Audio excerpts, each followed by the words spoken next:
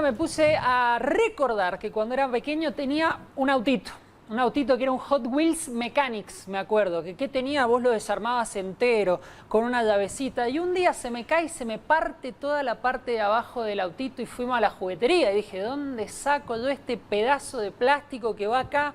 Obviamente yo, como niño, digo, este cosito, no viene más, tenés que comprarlo de nuevo. Y parece una tontera, un dato aislado, pero lo que vamos a conversar hoy es de impresiones 3D.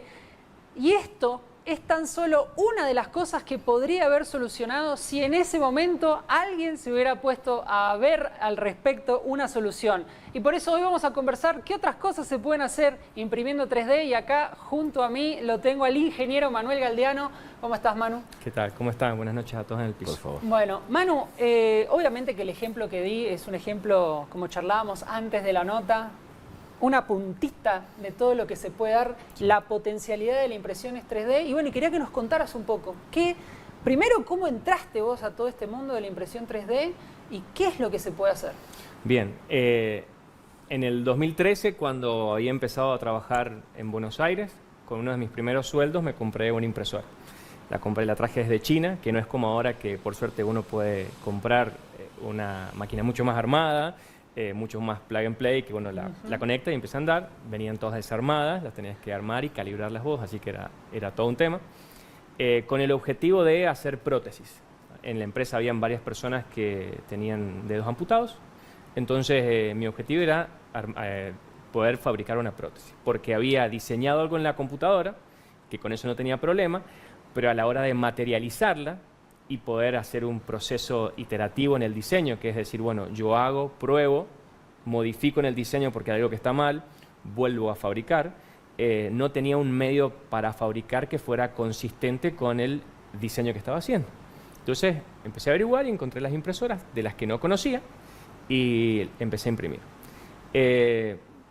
Usualmente uno cuando adquiere una impresora siempre hace la cosita del baño que se rompió, algún juguetito, el soporte para el celular, y así pasaron algunos años hasta que de pronto me vi haciendo algunos accesorios para mi moto cuando volví acá a San Juan, y una cosa llegó a la otra y me empezaron a pedir ciertos repuestos o ciertos componentes que en principio exigían más conocimiento de mí sobre las máquinas y sobre los materiales, porque no es solamente el imprimir objetos que van a ser decorativos y que solamente tienen que estar quietos, claro, sino que se espera de ellos un cierto comportamiento. Que estén sometidos a un esfuerzo, quizás, esfuerzo, sustancias, me imagino. Y el tema es que cuando uno tiene que generar una solución, que no es solamente el producto que uno fabrica, sino es todo lo que está por fuera, es decir, yo relevo la pieza, veo dónde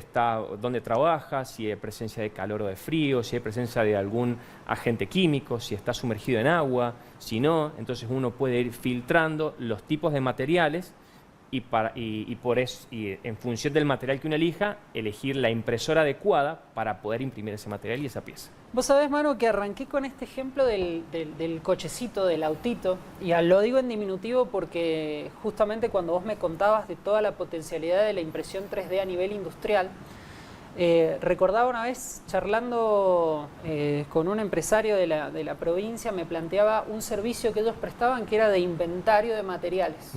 Y en eso del inventario de materiales nos comentaban de que ellos tenían, en una empresa muy grande, tenían un gran problema de que tenían maquinarias gigantescas que estaban sometidas a recuperar el repuesto tal cual lo vendía el fabricante original. Entonces decía, a nosotros se nos rompe esta pieza y es un problemón. Sí, paradas críticas. ¿La impresión 3D a nivel industrial puede subsanar justamente ese tipo de roturas? Uno de los, por no decir el objetivo principal de Solvo Fabricaciones Digitales, que es mi empresa, es poder crear objetos funcionales, principalmente repuestos, para evitar la obsolescencia de la maquinaria. Hoy en día, como pasa en una farmacéutica acá en San Juan, tienen cintas transportadoras en las que el modelo de la cinta transportadora cambia y no te proveen más el repuesto. Y si querés cambiar, y por más que sea muy parecido, tenés que comprar la cadena completa de vuelta. Entonces ahí la impresión 3D juega un papel fundamental porque uno puede relevar la pieza, fabricarla las veces que sea necesario, 1 o 1000 veces, no importa. Claramente la impresión 3D no compite con una inyección de plástico porque es mucho más cara, porque es un proceso en el que se fabrica de a una, si bien hay distintas tecnologías de impresión 3D, de manufactura aditiva que se llama. Uno puede jugar con el diseño, hacer una prueba, decirle al cliente, che, hagamos esta prueba con este diseño, veamos si funciona bien, porque la impresión 3D no es igual a la inyección en cuanto a cómo se fabrica la pieza, entonces la pieza no responde exactamente igual. Entonces el diseño de la pieza tiene que estar pensado para ser impreso en 3D. Y acá en la provincia de San Juan, ¿cómo es la realidad en cuanto a la utilización de ese tipo de soluciones, Manuel? Todavía está bastante verde, por decirlo de alguna forma, si bien he podido trabajar con varias industrias acá, la textil, la parte farmacéutica, el mantenimiento de estaciones de servicio, todavía falta mucho el poder alcanzar o que la gente de mantenimiento, esencialmente de las empresas, considera la impresión 3D como un proceso fiable a la hora de adquirir repuestos. Entonces, por eso yo doy mucha capacitación, doy cursos de impresión 3D avanzada, le llamo yo, que a veces tengo siempre, como te contaba, tengo no una discusión, sino una charla usualmente con mi viejo, que él me dice, estás enseñando lo mismo a otras personas de lo que vos trabajás, estás creando competidores. Y para mí es esencial porque, por un lado, puedo llegar más rápido a la industria mientras más personas hagan lo mismo, porque llegas más y más rápido. Y segundo, porque al haber más competidores, vos te exigís más y tenés que ser el mejor posible en el área en el que vos estás. O, mano, estás creando consumidores. Exactamente. Puede ser también mirado desde allí. Exactamente. Y para la industria automotriz, para los mecánicos, porque Sí. yo me acuerdo antes, se te rompía algo, tenías que ir a un tornero y con suerte te hacía la piecita. Muchas veces he hecho cosas para vehículos antiguos, manijas de puerta, insignias y demás. Engranajes, yo soy más especialista en la parte de engranajes de aire acondicionado, levantacristales. ¿Todo el material que se trabaja es plástico? Todo es plástico. Hay tecnología de impresión 3D en metal, en otros polímeros que es plástico pero usando polvo. Entonces hay mucho uso en la parte de salud. Se pueden hacer, por ejemplo, un gran uso de la impresión 3D en la parte de salud es otorgarle al equipo de cirujanos previo a la cirugía por ejemplo, una persona con un tumor en la mandíbula.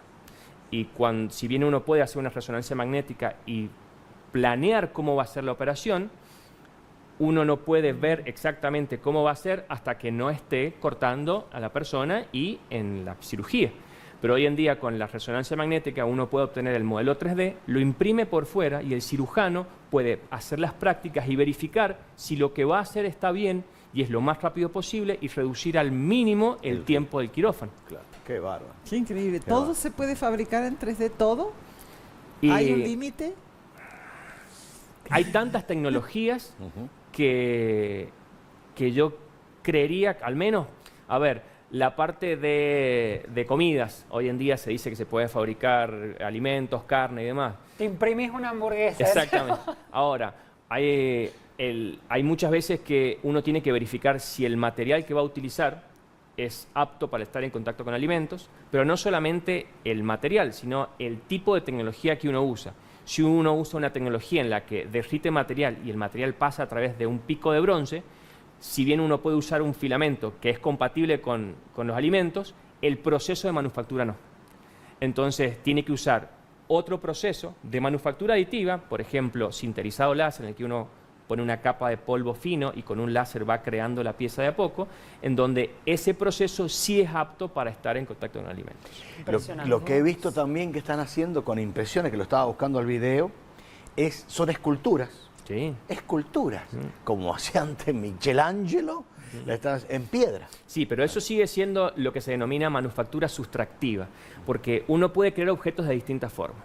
Yo puedo tener una pieza, un bloque a la que le sustraigo material, arranco viruta, arranco pieza. Claro. Puedo crear con la manufactura formativa, que se llama, que tengo un bloque con un molde, le echo un líquido que se solidifica y eso es una manufactura formativa.